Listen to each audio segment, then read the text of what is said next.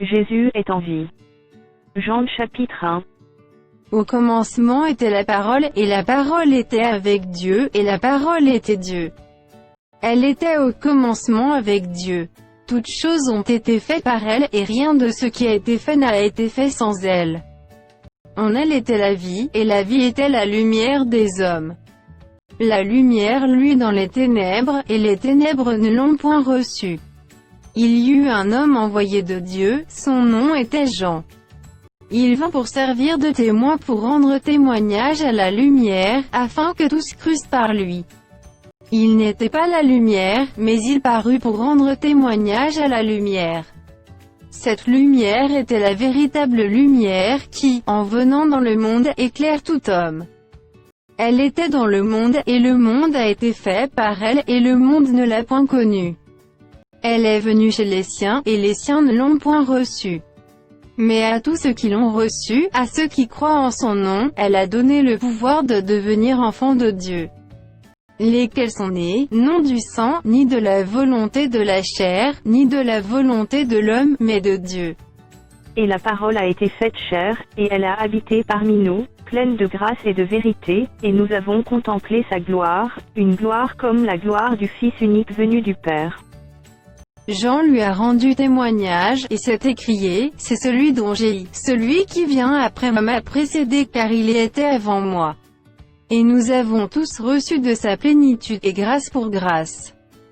Car la loi a été donnée par Moïse, la grâce et la vérité sont venues par Jésus-Christ. Personne n'a jamais vu Dieu, le Fils unique, qui est dans le sein du Père, est celui qui l'a fait connaître.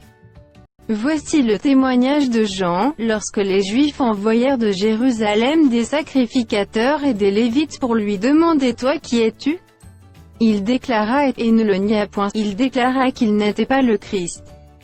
Et ils lui demandèrent « Quoi donc? Es-tu Élie » Et il dit « Je ne le suis point. Es-tu le prophète » Et il répondit « Non. » Ils lui dirent alors « Qui es-tu » afin que nous donnions une réponse à ceux qui nous ont envoyés. Que dis-tu de toi-même? Moi, dit-il, je suis la voix de celui qui crie dans le désert, aplanissez le chemin du Seigneur, comme a dit Ésaïe, le prophète. Ceux qui avaient été envoyés étaient des pharisiens. Ils lui firent encore cette question, pourquoi donc baptises-tu, si tu n'es pas le Christ, ni Élie, ni le prophète? Jean leur répondit, moi, je baptise d'eau, mais au milieu de vous il y a quelqu'un que vous ne connaissez pas. Qui vient après moi, je ne suis pas digne de délier la courroie de ses souliers. Ces choses se passèrent à Béthanie, au-delà du Jourdain, où Jean baptisait. Le lendemain, il vit Jésus venant à lui, et il dit, voici l'agneau de Dieu qui ôte le péché du monde. C'est celui dont j'ai dit, après moi vient un homme qui m'a précédé car il était avant moi. Je ne le connaissais pas, mais c'est afin qu'il fût manifesté à Israël que je suis venu baptiser d'eau. Jean rendit ce témoignage, j'ai vu l'Esprit descendre du ciel comme une colombe et s'arrêter sur lui.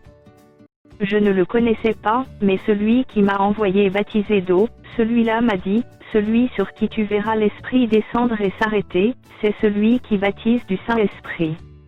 Et j'ai vu, et j'ai rendu témoignage qu'il est le Fils de Dieu.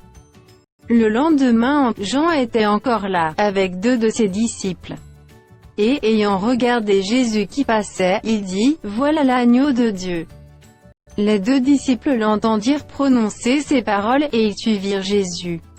Jésus se retourna, et voyant qu'ils le suivaient, et il leur dit, que cherchez-vous?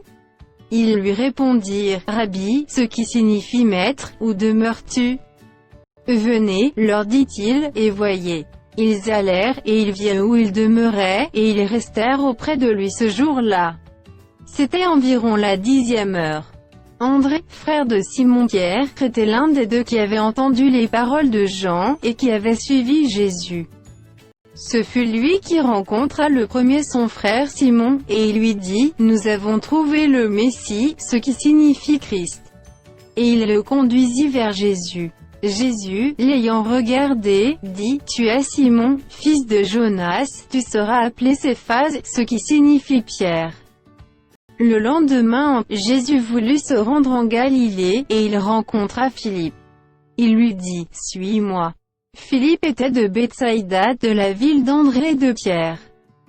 Philippe rencontra Nathanaël, et lui dit, « Nous avons trouvé celui de qui Moïse a écrit dans la loi et dont les prophètes ont parlé, Jésus de Nazareth fils de Joseph. » Nathanaël lui dit, « Peut-il venir de Nazareth quelque chose de bon ?»